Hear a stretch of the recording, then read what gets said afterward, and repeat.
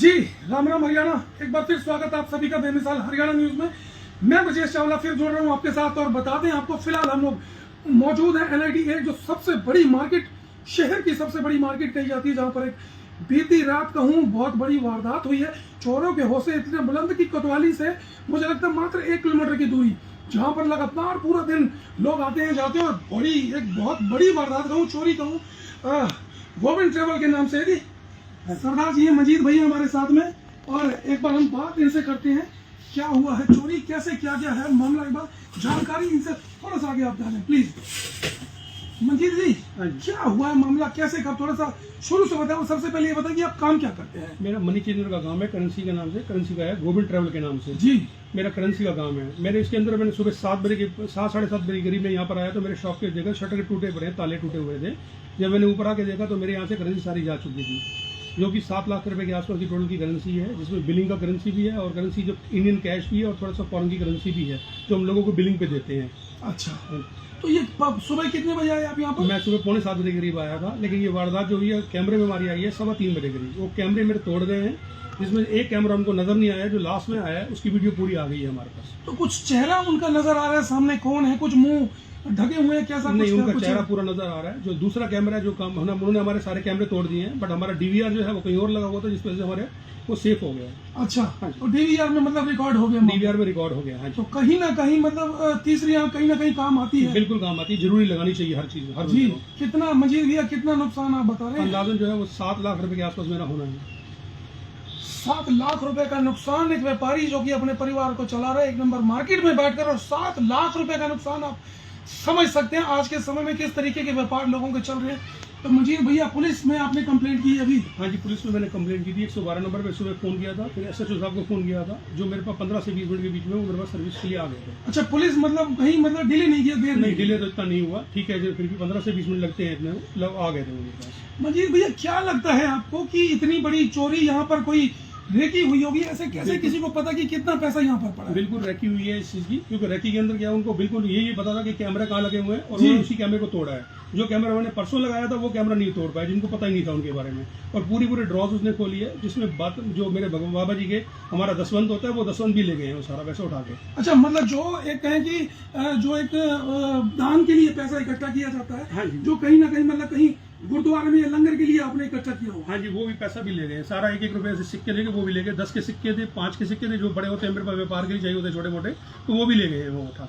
तो मजीद भैया, इस जगह पर तो पुलिस तो अपना काम करती है, लेकिन मुझे लगता है कि यहाँ पर फॉरेंसिक डिपार्ट को भी आना चाहिए। फॉरेंसिक डिपार्ट यहाँ पर अभी तक आया है? अभी आया है, वो आया है, लेकिन अभी मेरे को अभी तक कॉल नहीं आई है उनकी। थोड़ी देर में आने वाले हैं, आने वाले हैं। तो करीब 7 लाख रुपए का माल आप नकद पैसा समझूंगा उसको मैं कह सकते हैं। हाँ जी। फ्रेंचाइजी आपने इधर रखी है? हाँ किस जी। कंपनी की है? मेरे पास पंखुरी एंटरप्राइजेज, दिल्ली कनॉट प्लेस से है जी।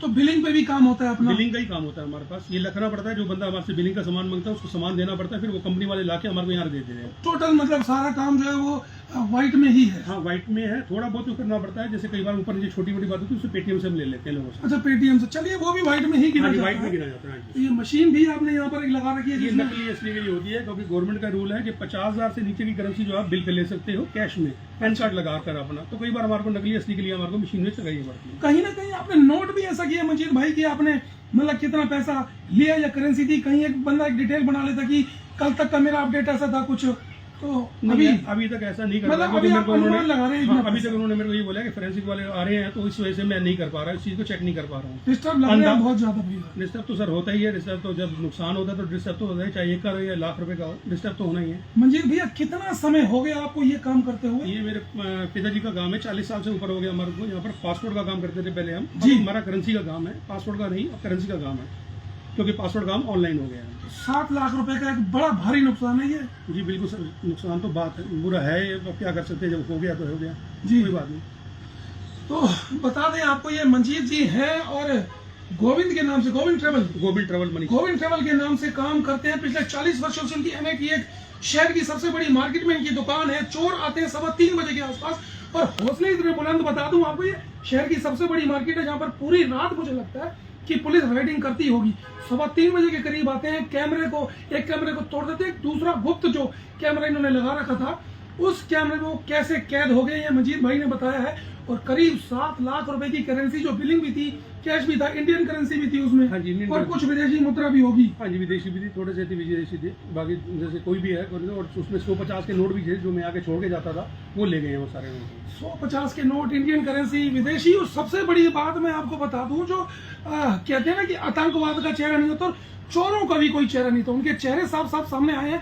फिलहाल हम सीसीटीवी आपको दिखा नहीं पाएंगे क्योंकि मंजीत भैया अभी थोड़े जच्चर, और ये बता दूं, ये देखेंगे बाबा जी की तस्वीर लगी हुई है, जहां पर मंजीत भैया थोड़ा सा अपनी जो नेक कमाई में से, ये गुरुद्वारों में भी कहा जाता है, सिख समाज में कहा जाता है, अपनी नेक कमाई में से कुछ अंश आप गुरुद्वारे के लिए किसी भी धार्मिक काम में आप लगा सकते हैं। तो ये बहुत बड़ी एक बात है कि मतलब यहाँ बाबा जी के नाम का जो कुछ कुछ हिस्सा जो निकाल के, और बता दूं कि गुरु नानक देव जी ने कहा था कि अपनी नेक कमाई में से आप 10वां हिस्सा निकालें, उसको दान करें, गुरुद्वारे में कहें, जो गरीब गुरबा लोग हो उनके लिए ये इस्तेमाल करें। तो करीब 10% का हिस्सा यहाँ पर भी रखते थे। और चोरों के मतलब मन जो है बिल्कुल मर चुके हैं चोर, समझ सकते हैं आपकी।